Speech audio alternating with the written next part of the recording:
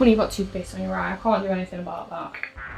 My dear filmmaker friends, a new era is upon us. We have been granted autofocus in anamorphic lenses, and the collection is now growing.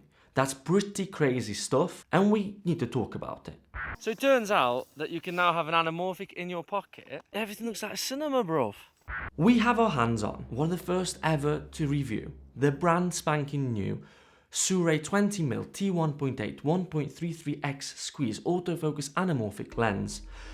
It's still warm from the oven, it's still like toasty, you know, like, and we've just spent 4 days shooting with it in beautiful Norway, yeeting it down the slopes, and I think we've got a pretty good idea of what it's all about. We're going to share that with you in this in-depth review. We're not getting paid to do this. Sirui doesn't get to, look at it before, but they did send us this lens for free, full transparency, because we were also shooting a commercial, like the launch commercial for them, which was awesome, by the way, and you'll be able to see that link in the description. Let's get stuck in. Did you think that was good? Oh my god, I look like Dobby. You do actually, you look like Darby. I'm also here in spirit. I'm just going to go get back to editing while I'll leave you in the capable hands of Mr. DP. I've got this. Love you! Love you! And you. This lens is the 20mm follow-up to its predecessor, which came out in November 2024 and was, I believe, the world's first autofocus anamorphic. Correct me if I'm wrong in the comments. That is the Sirui 40mm T1.8. The lenses are designed for Super 35 sensors. They work great with APS-C. Obviously, they're pretty much the same thing. However, I was very positively surprised that they are perfectly usable on a full frame. We shoot pretty much all of our stuff on the A7S III. The vignette is like one thing, there is a lot of distortion, that's another. There's a few ways to get around this problem, like the fact that it's intended for Super 35. It's a T1.8 lens, which is really fast. It gives you lovely bokeh. It's a 1.33x squeeze, which can be a fairly contentious area, and we'll get into that later in the video. It comes in 4 different mounts: Sony E mount, which is the one I've tested, X mount for Fuji, right? Z mount for Nikon, and a micro 4/3 as well. Now I need to share with you a grievance straight away. Like, why does it not have a name? Other lenses, other anamorphics have cool names, like some of the Blazer, Apex. I mean, Sirui, like the Venus. Listen, and then the listen. It should have been called the Sirius collection. I do like that. But maybe they need the Sirius Black collection. That's like for the ones that are like really fast aperture, like T1, because it's like low light performance, like Sirius Black. Yeah, I like it. This is a mandrake. Anyway, it feels like the 20mm T1.8 1.33x autofocus anamorphic by Sirui is a mouthful and would have been cool if it was just called something snazzy and like memorable. It's small. That's the important part. It weighs 480 grams. It is very, very compact. That's so novel.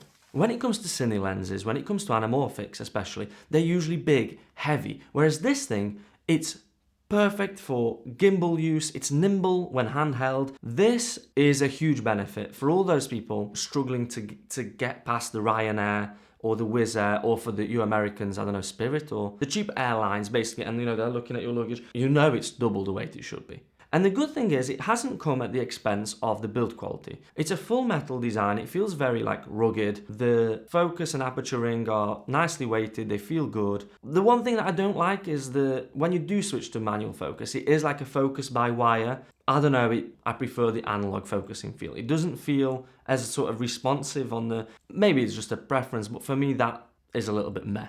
As for the important features for you to know about, it's got a declickable aperture ring, a physical autofocus manual focus switch, as well as a programmable autofocus lock button that you can do pretty much whatever you want with. Personally, I never find myself using like the buttons on the lens. It's just not something that's part of my workflow. What else? 0.4 meters minimum focus distance, which I find to be really decent actually for a lens this wide and for an anamorphic. So that's cool. You can actually get very creative with some like close-up diopters if you do want more macro shots, which we did use for some of the shots. I can throw them on the screen for you now. Other than that, a 77mm filter thread, which is fine. You know, a bit of a ball ache for us. We use mostly 82mm filters, so we do have to use a step down ring, but like it's a fairly common size, so it's fine. I hate a review when they don't like give some sort of star rating or like a, you know, like a scoring system. So there's some stakes in this like size, weight and features category. I'm going to give it a 9 out of 10 because everything is pretty much spot on. I'm docking the 1 point for that manual focus ring feel. I don't know. I don't like it. Sue me. Now we're getting into the meat of it. The autofocus is arguably one of the more important areas of this review since it's pioneering the way for autofocus anamorphics. I found it to be kind of difficult to talk about because I don't really know what to compare it to. For sure, it's not as good as a G Master, okay? Don't expect that sort of performance.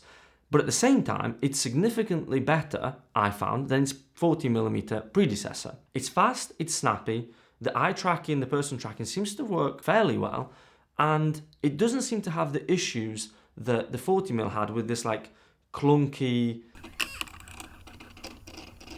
sounds coming from the inside when it's focusing. From a practical perspective, I was able to throw it on a gimbal, follow a skier down a mountain, like shooting ski-to-ski content, and have a very good conversion rate of in-focus shots. So it must be pretty good. Now, it's not perfect. It did lose tracking definitely more often than our spherical lenses, and sometimes on the like focus pulls when the distance was changing, it was a little bit slower, and I noticed that sometimes it sort of overshot a little bit and then made like a micro adjustment. This was definitely not a major problem, but you know, you still have to take that into account. I'm giving it a solid 7 out of 10. Generally happy here, but there are definitely some things to talk about. The lens is sharp, just the right amount of sharp for that cinematic look. Can't really fault it. It does fall off quite significantly when away from the center, but I kind of like it. I think it's, you know, it helps to add to that anamorphic and cinematic feel. But let's focus on like the anamorphic qualities. The bokeh is really nice. It's like subtle anamorphic, you know, the ovals. You know, I like the look of it. I didn't notice the issue that I saw some people complaining about. That wide open, the shape of the bokeh balls was kind of odd. Maybe when you're carrying out like specific, you know, fairy light tests and stuff, you would be able to see that more. But again, with like a practical scenario, the bokeh was smooth, the fall off was nice, so no issues there. The iconic anamorphic flare. As filmmakers, we absolutely love that shit. Well, I think it's pretty, it's there. It feels like it requires quite a strong source to actually give the nice crisp line. On a full frame, I did experience, you know, issues with the distortion. When it was close to the edges of the frame, it was bowing quite a bit. That's to be expected. It's not, the lens isn't intended for full frame use, and you can mitigate that with punching in. I think it's a nice bonus that the lens comes in two variants, the neutral lens flare and the blue. You can choose, you know, what you like for the specific look that you're going for. That's just a matter of preference. However, the flaring in general, the flare control of the lens is something to talk about. Personally, we love a flare, and our attitude is kind of like, let her rip. There's very, very rarely that we're going to be like, oh, this is flaring too hard, let's flag that off, or we get that matte box. That's just not us. Usually we're like, can we get a light source into the camera, like flare it harder? When we say that a lens flare is a bit crazy and can be a bit too much, that means that it might be too much for some. The sort of spread of the flare, for those who prefer a cleaner look, this could definitely be a problem. We're going to have to dock some points for this at the end of this category. Moving on to the squeeze factor, this is a bit contentious. 1.33x can be considered a bit mild. Personally, I love it. And let me explain. For the kind of filmmaking that we do, mostly like YouTube or commercial or social media, I think this is a really nice dipping your toes into the anamorphic look, but at the end of the day, you're coming out with a nice 2:35:1 aspect ratio. It's got that filmic cinematic feel, but without anything crazy. I even found that like the Sirui Venus lenses, which we've shot a lot with before, we can link some of those videos in the description, the 1.6x squeeze factor is already, you're coming out with a much thinner image when de-squeezed, and I found that sometimes to be a bit much. Never mind like a proper anamorphic, like a 2x anamorphic. This is obviously a preference thing, but I can definitely see that people picking up this lens for a proper anamorphic look might just find that it's not enough. A little bit vanilla. On the other hand, there is a practical benefit of it being a mild squeeze, and that is, it is actually perfectly usable to record with this lens without de-squeeze on the fly. The image on the back of the camera, it looks a little bit deformed, but it's definitely still viable to like control your focusing, to compose. It doesn't look like completely disfigured, and so you can shoot without like an external monitor, a CMO or Cineview Nano, which like what we use with your phone to de-squeeze. As soon as you step up to a 1.6x or 1.5x squeeze factor, that becomes a lot more difficult. I mentioned the distortion a little bit when it came to the flare. On a full frame, the distortion is significant. I did some tests in the Super 35 mode and it's a lot better, but still, it is a little bit noticeable, which has to go down as a little bit of a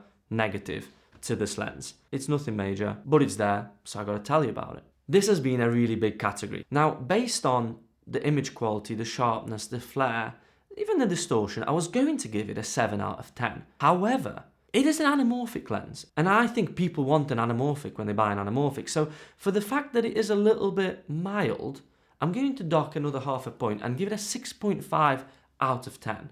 It also sounds more technical that way. That's a bit savage. That's life. The category where I think this lens knocks it out of the park, and that is value. The culminating point that you should really consider when it comes to any lens or any piece of camera equipment, like what are you getting for your investment? Before I even explain, I'm giving it a 10 out of 10. This lens costs $799 US, and if you are lucky enough to pick it up in the Indiegogo pre-sale thing, it's even cheaper. Let me check. $679 US. This lens is providing amazing value. It's not just that it's nice quality, it's sharp, nice bokeh and stuff like that.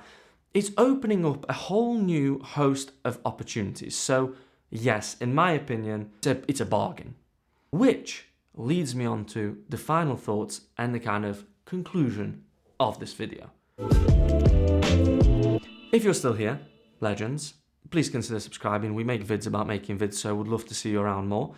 This lens is going to create a bridge into the anamorphic world. Just imagine it as like a bridge. The anamorphic look was before reserved only for higher end filmmaking. It was associated with expensive. And obviously over the years, that barrier's come down. We've seen the rise of like budget anamorphics. But now it's being opened even wider. Your YouTube creators, filmmakers who are shooting on a mirrorless, making content for brands. But not only that, filmmakers who just want to travel light. They're like mid-level creators or like solo creators or run and gun. Maybe documentary filmmakers, especially solo shooters. Maybe you don't want to pull focus or you don't know how to pull focus yet. This lens can give you the anamorphic look that you just wouldn't have had access to before. I certainly really enjoyed using it in Norway. It felt very surreal to be able to use an anamorphic lens on a fast-paced, fast-moving subject. The lens definitely has a place. I love it. It's definitely going to be used far more often in our kit bag, and I hope you enjoyed this review. Let us know what you think in the comments below, and see you in the next one. Bye!